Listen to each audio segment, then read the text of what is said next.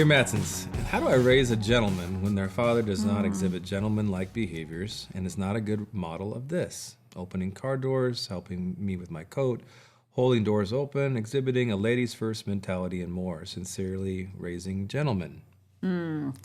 Okay. Well, first off, that I would say is you really need to highlight where your husband does it well. Okay. So where is he modeling?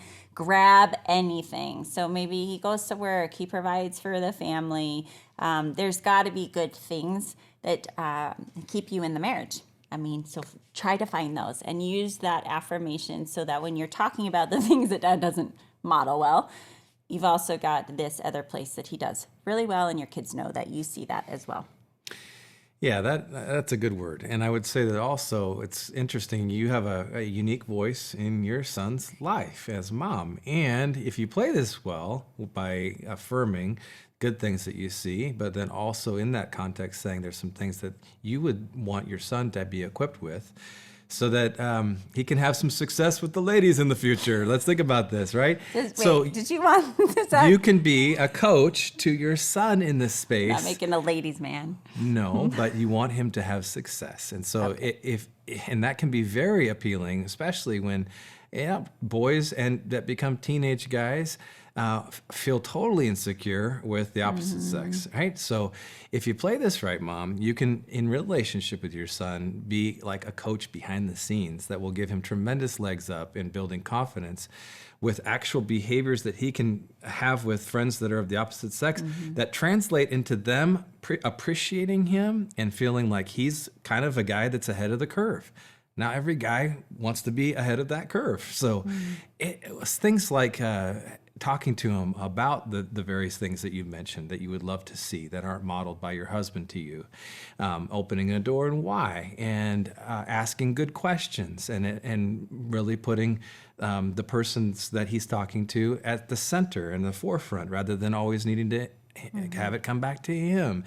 And those types of practical tips and tricks will give him tremendous legs up. And I will say, I know your question wasn't about your marriage, but I will say that part of this dynamic is actually talking to your husband about what it is that you're looking for. And when you connect it to the modeling with your son, that actually might give a greater motivation to say, you know what? And when you speak with kindness versus criticism, he's more responsive. So it's that idea of saying, you know what, I am watching our son watch how you treat me. And so there's something about opening a car door or waiting till I get through the door that helps him to see how a woman's to be treated. Would you be willing to grow there?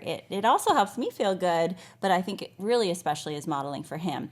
Try to have that conversation and don't just leave dad completely out of the picture and give up on him, but keep talking about those things. And then again, the modeling, the coaching on your own works as well. And some dads, this is just the truth. Some husbands and some dads are just not slowing down enough to think about what they're modeling and behaving. And maybe would be, oh my gosh, you're right. I don't Motivation. do this. And it could be something that turns something that was just off their brains into something that they can lock in on for all the right reasons. I know that's what you're talking about. And so in those situations, it can be a very loving thing to do. But it could be a twofer in that way. You get some investment. Twofer. Yeah, that would be great. Both the men in your life, right? Yeah, it's a challenge, and just recognizing that it's hard when one parent believes a certain direction and the other parent does something different, and you're trying to parent in kind of parallel universes. That's difficult. It's ideal if you're on the same page. But in a lot of situations, we're coaching our kids in our opinions and our values that don't always line up with our spouses. So know that you're not alone there. Keep hanging in. And we really do believe that you are the right mama for the job. And so we're here cheering you on.